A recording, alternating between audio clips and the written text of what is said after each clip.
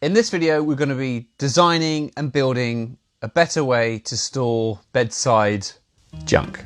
Before we get started, I should let you know that this is my wife's side of the bed and she's given me permission to make this video, provided she reviews the video before I post it and bleeps and blurs anything that she does not want the internet to know. So for the purpose of this video, let's call my wife Sheila because she's from Australia. We've always said we'll decorate our room and get new furniture, and we've never got round to it. So we don't have bedside tables and we end up with this pile of which I thought, do you know what? I'm just gonna make something. I'm gonna do it in a day and just make something because anything's better than this.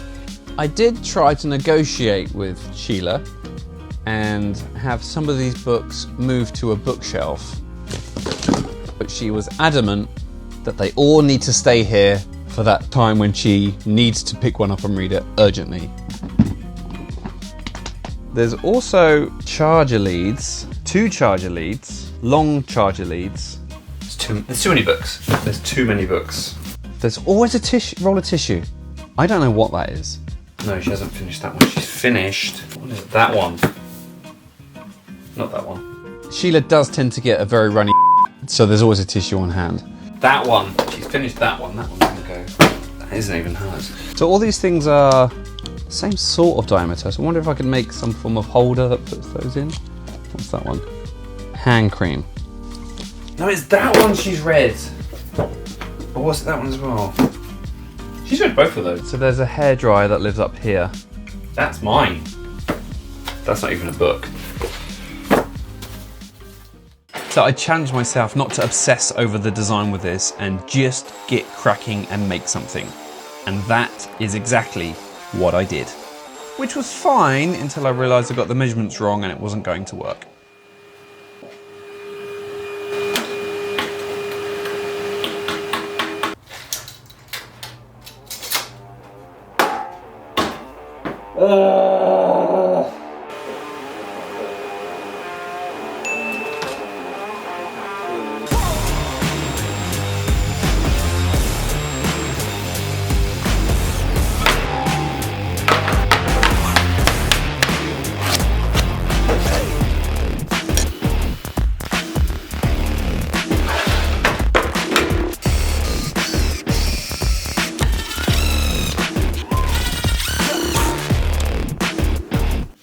So just mocking up, and I realised that these sides are actually a little bit too wide. So I might do a little cutout in here.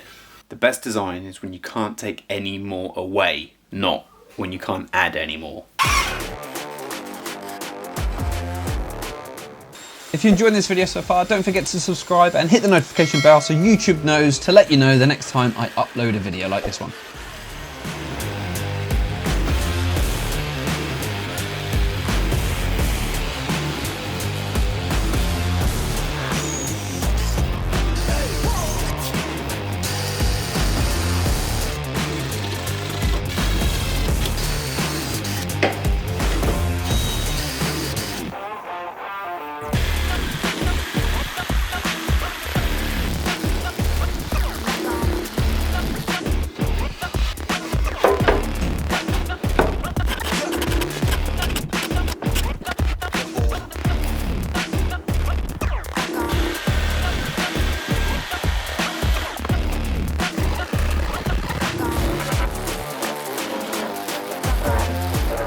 So the idea I had for the plug socket was to use one of these, which is designed for like an office desk. The problem I have now is that it needs to be a 80mm perfect circle, and I don't have a hole cutter. But I do have a laser cutter that cuts circles, and I do have a router with a flush cut bit.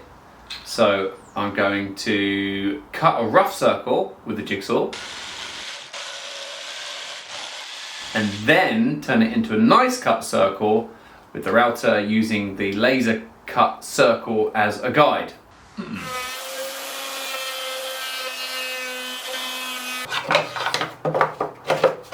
Woohoo!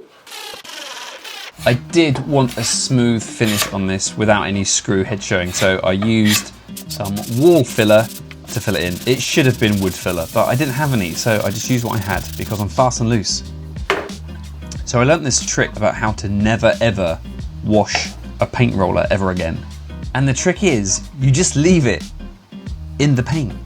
You fish it out every time you want to use it, put it on your roller, and you never have to wash it.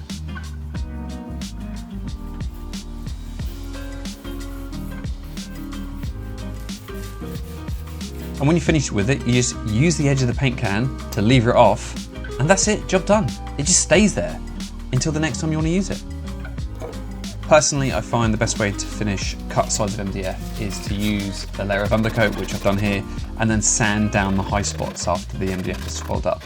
Once that's done, you give it a second coat of undercoat, and then you're laughing. You get a really nice clean edge. Then after your second coat, you just put the roller back in the paint can and it stays there till the next time you want to use it. And you never have to wash it. I gave it a light sanding of any high spots on the undercoat before giving it the final top coat finish.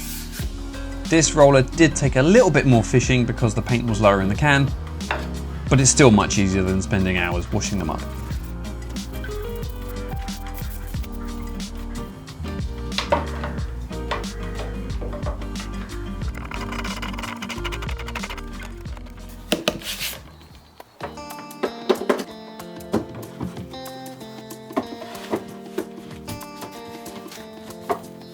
So if you have any form of computer cutting equipment like a laser cutter, this website is absolutely amazing.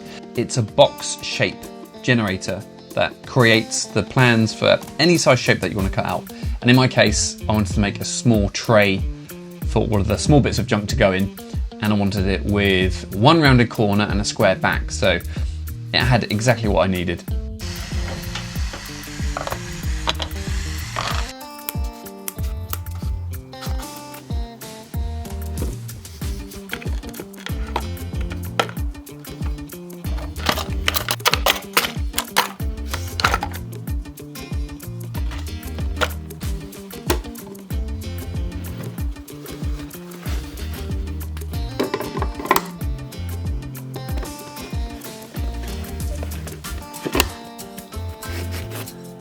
I'll put a link down in the description for this Philips LED lamp.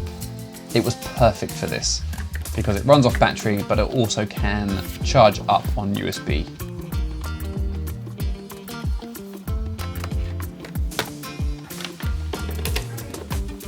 The last thing left to do is customer sign off.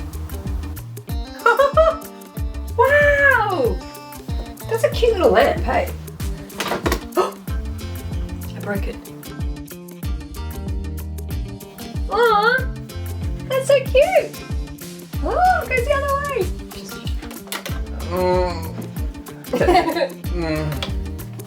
I see that there's spaces though. To get some more books. So that is another job done. It did not take one day. It took slightly more. Considering I forced myself not to do any CAD or 3D design, I'm pretty pleased with how it turned out. I really like how it is open on this side, so you've got access to all the stuff that you need and you can see everything, nothing's sort of hidden. It's not too deep that you can't hide stuff at the back. And it got the tick of approval from the customer, so call that one a win. If you did enjoy this and you want to see more videos like this one, please leave me a comment, let me know what you want to see. I do try to reply to all of your comments, and I'll see you in the next video.